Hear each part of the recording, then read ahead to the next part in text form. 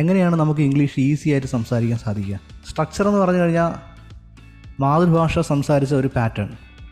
മാതൃഭാഷ നമ്മൾ കുഞ്ഞാറുന്ന സമയത്ത് how to speak English easily, ഞാൻ ഈ പറയുന്ന ഒരു പാറ്റേൺ ഫോളോ ചെയ്ത് കഴിഞ്ഞാൽ നിങ്ങൾക്ക് ഈസി ആയിട്ട് ഇംഗ്ലീഷ് സംസാരിക്കാൻ പറ്റും. മലയാളം നമ്മൾ ജനിച്ച സമയത്ത് നമ്മൾ ആദ്യം ചെയ്തത് എഴുതുകയാണോ, വായിക്കുകയാണോ, കേൾക്കുകയാണോ, സംസാരിക്കുകയാണോ? കേൾക്കുക. Okay, pattern.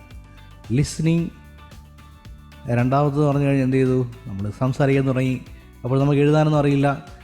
പിന്നീട് ലിസണിങ്, സ്പീക്കിംഗ്. പിന്നീട് നമ്മൾ സ്കൂളിൽ പോയ സമയത്ത് നമുക്ക് വായിക്കാനൊക്കെ തുടങ്ങി. പറ എഴുതിയത് നിങ്ങൾ കൂട്ടണ്ട, അത് ജസ്റ്റ് ആ ഒരു ചടങ്ങിന് മാത്രമേ എഴുതിയതേ ഉള്ളൂ. പിന്നെ അന്ന് മുതൽ നിങ്ങൾ എഴുതി വായിക്കുന്നൊന്നുമില്ല, ജസ്റ്റ് അവിടെ അക്ഷരം ഇരുത്തിയത് മാത്രമേ ഉള്ളൂ. Listening, speaking, reading and writing, ഇതാണ് ഫോർമാറ്റ്. ഇതാണ് ഒരു ലാംഗ്വേജ് എളുപ്പത്തിൽ പഠിക്കാനുള്ളൊരു ഫോർമാറ്റ്. ഈ ഫോർമാറ്റ് നമുക്ക് LSRW എന്ന് പറയാം. അപ്പോൾ ഈ ഫോർമാറ്റിനെ ഒന്ന് വ്യതിചലിപ്പിച്ച് കളഞ്ഞാൽ ലാംഗ്വേജ് ഭയങ്കര ടഫായിരിക്കും പഠിക്കാൻ. നമുക്ക് ഇംഗ്ലീഷിൻ്റെ കേസ് എടുക്കുക. ഇംഗ്ലീഷിൻ്റെ കേസിൽ നിങ്ങൾക്ക് എന്താണ് സംഭവിച്ചത്?